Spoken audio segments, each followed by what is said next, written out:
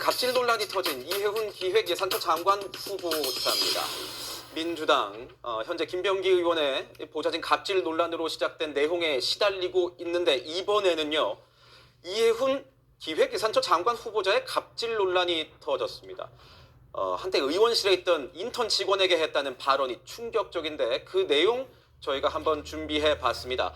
자, 이런 내용입니다. 제가 읽어드릴 수는 없습니다. 제가 읽진 않겠습니다.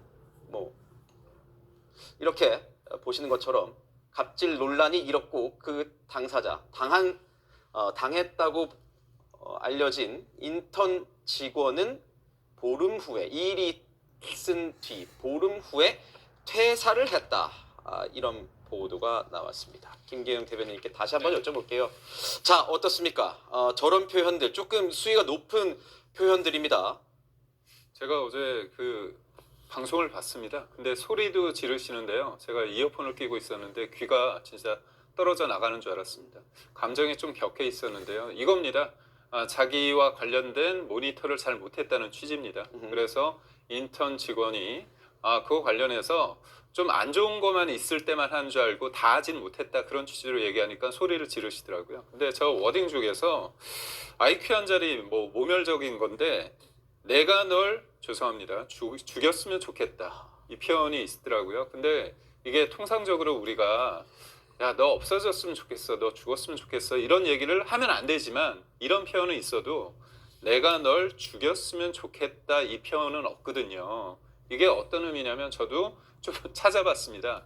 굉장히 의지가 강하게 나온 겁니다. 그리고 분노를 참을 수 없고 내가 사실상 행동할 수 있음을 겁박하는 거거든요. 그러니까 나라는 주체가 있고 너를 어떻게 하겠다. 굉장히 상위 포지션에서 뭔가 컨트롤한다는 거거든요. 그런 면에서 봤을 때 이해훈 전 의원이 지명자가 가지고 있는 사람에 대한 인식 이게 굉장히 위험하다는 저는 생각이 들어서 하나를 보면 열을 안다고 하는데 이게 과연 공직을 맡을 만한 사람인가 그런 인물인가에 대해서 부정적입니다. 이해훈 후보자는요, 이 논란에 대해서 입장을 묻자 그런 일이 있었다면 깊이 반성한다는 입장을 밝혔습니다. 성치훈 대변인님, 예. 어떻게 보십니까? 이 갑질 논란 새롭게 떠올랐는데요. 저 입장 표명도 좀에 대해서도 어떻게 생각하시는지 궁금하고요. 일단 입장 표명에 저는 상처받은 분들이라고 되어 있는 거 보고 추가적으로 더 뭔가 나올 수도 있는 것 아닌가라는 좀 우려가 들었고요. 이혜원 후보자가 인사청문회 과정에서 아마 사과를 좀 많이 하셔야 될 것 같아요. 우리 당 지지자들에게는 이 내란과 관련된 옹호했던 발언에 대해서 아마도 사과를 지속적으로 하셔야 될 거라고 보고요. 이미 수차례 하셨습니다만 계속해야 됩니다. 그리고 국민들께도 본인의 저 과거의 저런 폭언 관련돼서도 계속 사과를 하셔야 되고 저 인턴 직원에게도 그리고 또 추가적으로 혹시 있는 사람들에게도 사과를 하셔야 될 것 같습니다. 그러면서 인사청문회 과정에서 국민들께서 그 사과가 정말 진정성이 있는 사과인지 아니면 그 인사청문회를 통과하기 모면하기 위해 하는 것인지는 국민들께서 판단해 주실 거라 생각합니다. 그렇기 때문에 국민들께 얼만큼 진정성을 보여드릴 수 있는가는 후보자가 해야 되는 역할이라고 생각하고요. 다만 국민의힘이 지금 이러면서 공직자의 자격이 없다라고 하면서 막 얘기를 합니다. 사실 이해훈 후보자의 의원 시절 좀 저런 과격한 발언이나 이런 얘기들은 국회 여의도에 있는 분들은 다 알고 있던 내용입니다. 그러면 국민의힘은 대체 어떤 공천 시스템을 갖고 있길래 저런 폭언에 대한 내용을 듣고도 5번이나 공천을 해준 거죠. 5번 공천에서 3번 당선되고 2번 낙선하신 분이거든요.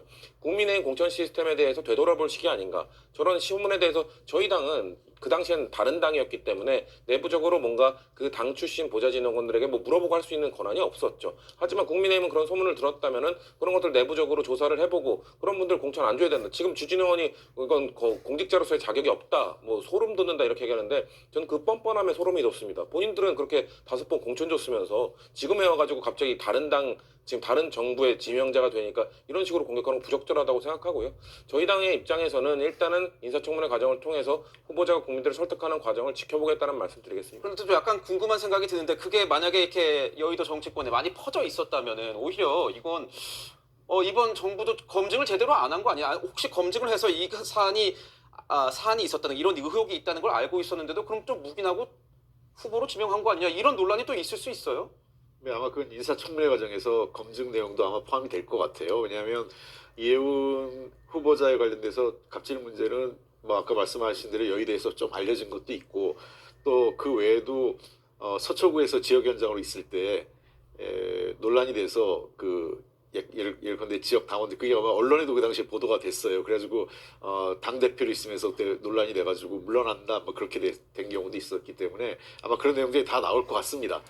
본인이 어떻게 해명하고 국민들의 눈높이에서 맞춰야 되느냐 하는 문제가 있는데 어쨌든 이번 기회에 이 우리 사회 또 특히 여의도 국회 쪽에 이 갑질 문제에 대해서는 좀 바뀌어야 되는 계기가 됐으면 좋겠어요. 왜냐하면 갑질의 대상이 대개 2030 세대거든요. 청년 세대에 대한 기성 세대의 갑질을 이번에 좀 바로잡는 계기가 됐으면 좋겠습니다. 네. 이번 뭐 국민의힘에서는요 벼르고 있습니다. 이해훈 장관 후보자 송곡 검증하겠다. 장동혁 대표 이렇게 이야기했습니다. 들어보시죠. 저희가 인사청문회에서 철저히 검증하겠습니다. 이미 여러 제보들이 들어오고 있고 그동안 행동으로 말로 했던 것들이 있기 때문에 그에 대해서 어떻게 해명하고 국민들을 설득할 수 있을지 청문회 과정에서 저희들이 검증하도록 하겠습니다. 보면 뭐 증거들이 굉장히 많이 들어오고 있다, 제보들이 많다 이런 얘기가 있습니다. 이렇게 되면은 혹시 청문회 과정 굉장히 쉽지만은 않을 것 같아 이런 생각이 드는데 변호사님 어떻게 보십니까? 제가 볼 때는 제보가 쏟아져 들어올 가능성이 많다. 그 이유는 뭐냐면 이게 국민의힘이 지금 정권을 잡고 있는데 국민의힘에서 장관 후보자로 하면 내부에 뭔가 비리 갖고 있는 것을 내놓기 어렵죠. 그런데 그게 아니고 국민의힘의 어떤 보좌진이랄지 당원 입장에서 보면 배신하고 간 거잖아요. 그러니까 이제는 과감 없이 이걸 내놓을 수 있는 상황 여건이 되기 때문에 이해훈 후보자 굉장히 힘들 가능성이 크다 이렇게 보는데 저는 이제 그거야 뭐 아까 우리 보좌관 문제는 인사에 관한 문제죠. 그래서 이제 그건 뭐 청문회에서 다룬다고 생각하고 이제 더 중요한 문제가 그거예요. 철학과 정체성에 관한 문제거든요. 이해훈 후보자가 두 가지 어떤 철학 정체성에 있어서 사실은 기획예산처 장관으로 가려고 하면 180도 변화가 돼야 하는데 첫 번째가 윤 전 대통령에 대한 옹호론 아니에요? 그거에서 어떻게 본인의 변화된 태도를 보일 것인가. 사과는 했지만 네. 그건 정체성에 관한 문제이기 때문에 제가 볼 때는 그게 진정한 사과당 볼 수 없는 거고 더 중요한 문제가 하나 있죠. 이제까지 이재명 대통령이 내놓는 어떤 포퓰림 정책, 지역 화폐랄지 그다음에 뭐 민생 소비 쿠폰 이런 거 엄청 비판했던 사람 아닙니까? 그런데 그런 사람이 어디로 가냐면 기획예산처 장관으로 가겠다는 거예요. 그러면 사회 이제까지 철학과 정체성을 가지고 반대했던 거 가지고 어떻게 예산처 장관 가가지고 다시 변화된 모습으로 거기에 맞춰가지고 장관직을 수행할 수 있겠습니까? 그건 제가 볼 때는 거의 신의 영역이다 이렇게 봐요. 그래서 한번 두고 봐야겠죠. 네. 이해훈 어떻게 보면 한마디만 네. 어떻게 보면 민주당 정권으로 갔는데 여기서는 배신자도 있고 낭만할 가능성도 상당히 존재한다는 낙동강 오리알이 될 수도 있다 뭐 이런 지적들이 나오고 있는데 이재명 대통령이 또 따로 밝혔었죠. 통합 얘기를 했었는데 이해훈 후보자 어떻게 될지 계속 지켜보도록 하겠습니다.